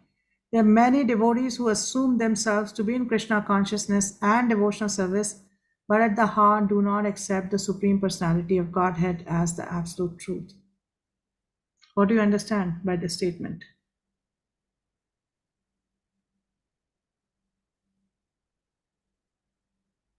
They are not fully Krishna conscious. Say that They again. can be called as pretenders. They can be called as pretenders. So they are assuming themselves to, they could be one of us, who assume themselves to be in Krishna consciousness and devotional service, but the heart do not accept the Supreme Personality of Godhead. Vaibhavi? Mataji, they are involved in other kind of activities like offering uh, prashadam or offering things to other devatas or demigods, and externally showing off that they're worshipping Krishna, but internally they don't have that firm faith that everything has been done by Krishna only. Nice, good. And also those who may be posing as devotees but do not accept the instructions of Krishna. In Bhagavad Gita, Krishna gives many instructions, but those who do not accept his instructions are also one of this. They are posing as devotees, they are carrying a mala, they are having a kanti, but they don't follow Krishna's instructions. Yeah. Mataji, I have a question that those who are from Ritvik, they don't follow the instructions of the acharyas, right? They don't accept Srila Prabhupada as the guru, founder acharya. So are they, should we consider them as devotees? Because they're not following the acharyas initially. So they are offenders and they're Vaishnava Paradis. They're offenders and they're Vaishnava Paradis because not only they don't have faith in words of Prabhupada, they're also offending his disciples and other exalted personalities. So they're offenders and Vaishnava Aparadis. They may be actually doing devotional service. They may have faith in Krishna, but it's a whole package. It's a whole package in the sense that you can't afford a devotee and expect Krishna to be merciful. It doesn't work like that. They Walking may on be, knife. sorry? Walking on knife. Yeah, it's like by offending devotees. When we chant the holy name, what is the first aparad? That we should not Blaspheme the devotees blaspheme the who have devotees. dedicated life. Yes. Yeah, so that's exactly what they're doing. So do you think the holy name is going to be merciful? No. If the holy name is not merciful, then Krishna's Naam, Roop, Gun and Leela, they are not going to be revealed. Because holy name is a seed, and by the potency of holy name, these things are revealed. So they may be doing something, so they'll get that benefit. They will get, that benefit that Krishna will give them an opportunity in some lifetime to carry on. But by offending the devotees, they are actually postponing the potency of bhakti or the result of bhakti. Bhakti does not become zero. If you're doing bhakti and you're offending devotees, it's not that the bhakti becomes zero. It's just that for many lifetimes you may not be able to practice bhakti because of that offense. So they can be fallen under this category. Yeah, they can be. Depends on, there may be some innocent souls who took to that and understood the philosophy and they have faith in Prabhupada, they have faith in Krishna, and they're not really blaspheming anybody, they're not offending anybody. They will get a different result. But there are ones who actually are deliberately misinterpreting, deliberately blaspheming. For them, the result is going to be different. Thank you, Mataji. We should not worry so much about them. We should not criticize them. We should not fall under that category of criticizing others. Okay? Yeah. Okay, then Prabhupada says, for them, the fruit of devotional service going back to Godhead will never be tasted. Similarly, those who are engaged in fruitive pious activities and who are ultimately hoping to be liberated from this material entanglement will never be successful either, because they deride the Supreme Personality of Godhead Krishna. In other words, persons who mock Krishna are to be understood to be demoniac or atheistic. Therefore, their mental speculations to arrive at the absolute truth bring them to the false conclusion that the ordinary living entity and Krishna are one and the same. With such a false conviction, they think that the body of any human being is now simply covered by material nature. And that's as soon as one is liberated from this material body, there is no difference between God and Himself. This is the Mayavad concept. This is the Mayavad concept that right now we are covered with Maya, but once we get liberated, we will become Krishna. There's no difference at all. This attempt to become one with Krishna will be baffled because of delusion. They're delusional. Nobody can ever be Krishna. And then Prabhupada says, it is a great offense, therefore, to consider Krishna, the Supreme Personality of Godhead, to be an ordinary man.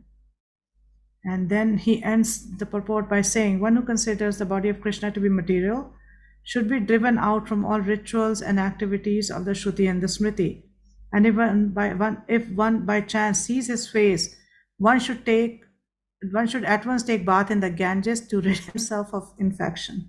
So Prabhupada is saying here, he's quoting this verse that if you see a Mayavad, the person, you should take a bath, because just by seeing him, you're contaminated. You know, it's so bad to see a Mayavadi that just by seeing him, you're contaminated. You should immediately take a bath. People jeer at Krishna because they are envious of the Supreme Personality of Godhead. Their destiny is certainly to take birth after birth in the species of atheistic and demoniac life. Perpetually, their real knowledge will remain under delusion, and gradually they will regress to the darkest region of creation. Can you imagine? This is so horrible. You know, what they are actually doing to themselves because of their envy towards Krishna. They're actually not envious of Krishna, they're envious towards themselves, because they are harming themselves the most. By thinking like this about Krishna, they are actually envious of themselves. 13. Now he's saying that what about those who accept Krishna as he has revealed himself? So Krishna is saying, Mahatma nastu mam partha daivim prakritim ashita bhajanti ananya manaso gyatva bhutadim avyayam. Yeah.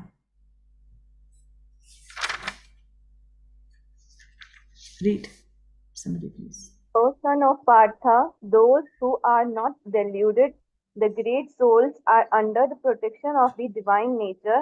They are fully engaged in devotional service because they know me as the Supreme Personality of Godhead, original and inexhaustible. So people who see Krishna as he is, Krishna is addressing them as Mahatma. They are great souls. You know, they are great souls because they have reached the right conclusion. So, and he'll give this instruction to Arjun that you also become a Mahatma. You don't act like the way you're acting. You act like a great soul. And in the purport, Prabhupada explains that in this verse, the description of Mahatma is clearly given.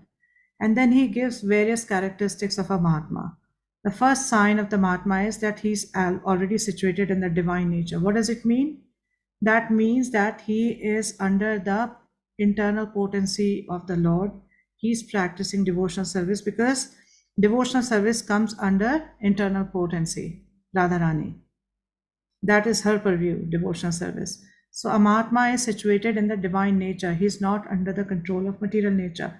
Because you can either be in the control of Mahamaya or you can be under the control of Yogamaya. If you're under the control of the internal energy of the Lord, then you have nothing to do with the Mahamaya. And if you're under control of the material energy of the Lord, you have nothing to do with his internal potency. So Mahatmas are the ones who are under the control of Krishna's internal potency. And then Prabhupada says that is explained in the 7th chapter. One who surrenders unto Supreme Personality of Godhead Sri Krishna at once becomes freed from the control of material nature. This is Devi Hi Esha Gunmai, this shloka, where he says that my divine energy is very difficult to overcome, but one who surrenders unto me can overcome her. And then Prabhupada says, that is a qualification. One can become free from the control of material nature as soon as he surrenders his soul to the Supreme Personality of Godhead. That is the preliminary formula. Being marginal potency, as soon as the living entity is freed from the control of material nature, he is put under the guidance of spiritual nature.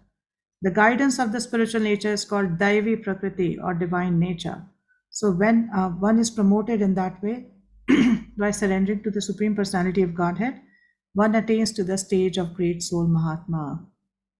Then he says the Mahatma does not divert his attention to anything outside Krishna because he knows perfectly well that Krishna is the original Supreme Person, the cause of all causes. There is no doubt about it. Such a Mahatma or great soul develops through association with other Mahatmas, pure devotees. Pure devotees are not even attracted to Krishna's other features, very important, such as the four-armed Mahavishnu. They are simply attracted by the two-armed form of Krishna.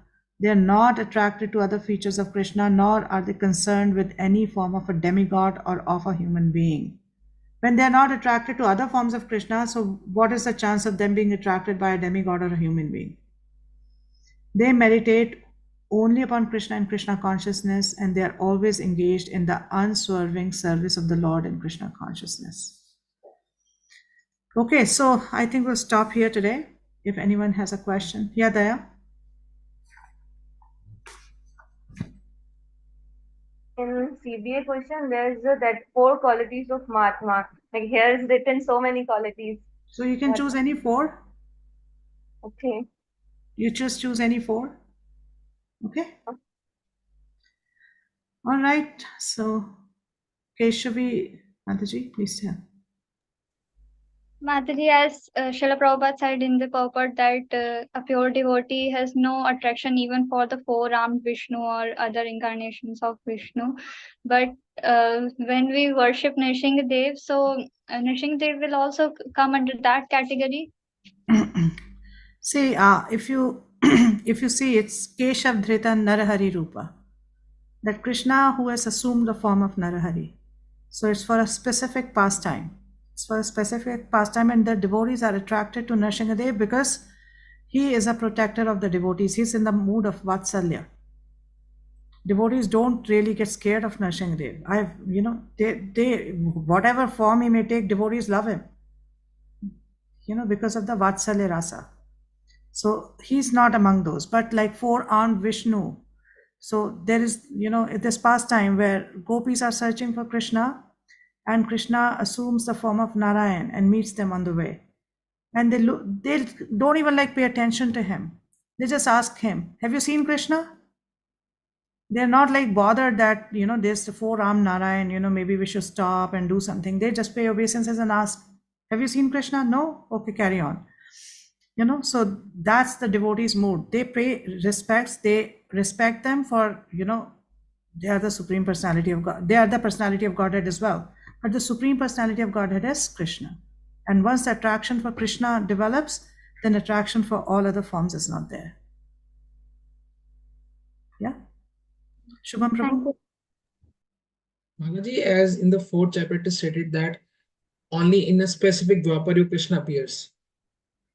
So is it like that in the other millenniums, the Dwapar Yuga, there is no Krishna Leela? So how the souls have nothing to meditate upon? His Vrindavan Leela is not there. Swayam Bhagwan Krishna comes once in the day of Brahma, in the 28th Yuga cycle. Yeah? But now one would wonder that Krishna is also the Yuga avatar. He's in Dwapar Yuga, he comes as a Yuga avatar. So what about other Yuga cycles? So he comes as Narayan in his Narayan form. He does not come as Swayam Bhagwan Krishna with all his pastimes and all his opulences.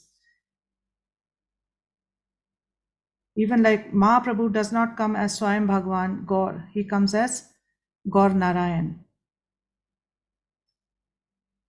So Swayam Bhagwan Gaur only comes in once in Lord Brahma's day, 28th Yuga cycle. Okay? Daya? I have question.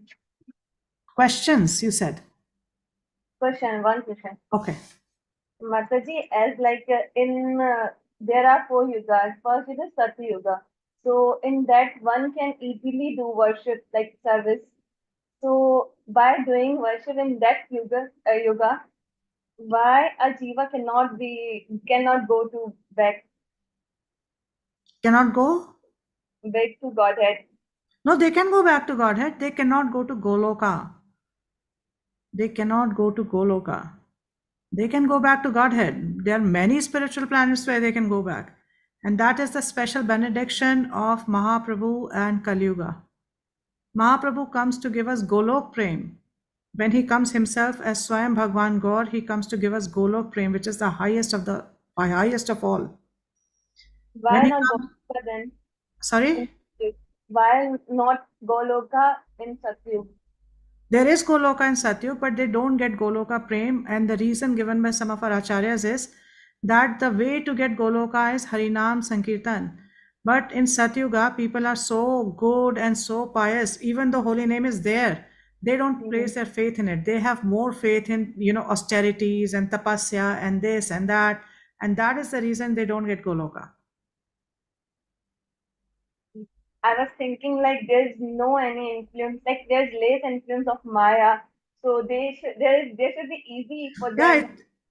it's easy and yet difficult. That is why all the demigods want to take birth in Kali Yuga on the earth planet, because they say Harinam Sankirtan, you go back to Goloka, and for how long? For even like one moment, if you do it properly, you can get the goal.